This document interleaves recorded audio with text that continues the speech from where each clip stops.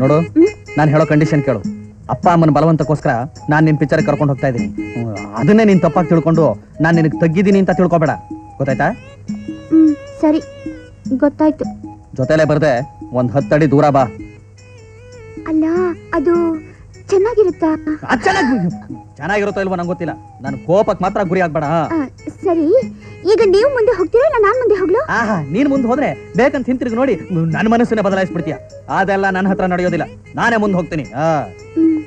1 2 3 4 5 6 7 8 9 10 right. ಅದಲ್ವೇನೋ? ಹಕ್ಕಿ ಬರ್ತಾ ಇದೆಯಲ್ಲೋ, ಒಳ್ಳೆ ಫಿಗರು ಕಣಮ್ಮ.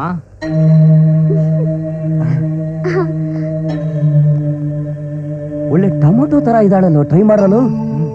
ಇಲ್ಲಿ ರೌಡಿಗಳಿದ್ದಾರೆ, ನನ್ನ ಪಕ್ಕದಲ್ಲೇ ಬಾ. ತಾಕಿಸ್ಕೊಂಡೇ ಬರ್ಬೇಕಾ? ಒಂಟಿ ಆಗಿದ್ದಕ್ಕೆ ಜೋಡಿ ಆಗ್ಬಿಟ್ಟಿದೆ.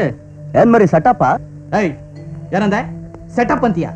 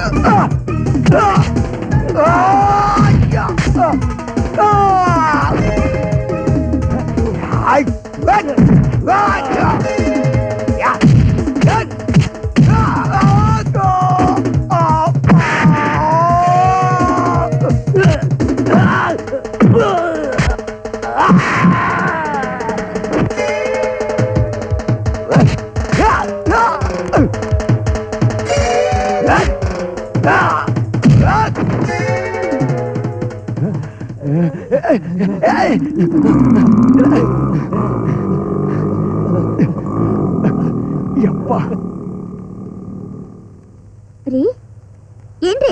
ಅಯ್ಯೋ, ಸುಮ್ನೆ ಆತ್ಮರಕ್ಷಣೆಗೋಸ್ಕರ ಕಲ್ತ್ಕೊಂಡಿದ್ದೆ. ಬನ್ನಿ ಹೋಗೋಣ, ಪಿಕ್ಚರ್ ಶುರು ಆಗ್ಬಿಟ್ಟಿರುತ್ತೆ. ಇಲ್ಲ ಇಲ್ಲ, ಮನೆಗೆ ಹೋಗೋಣ.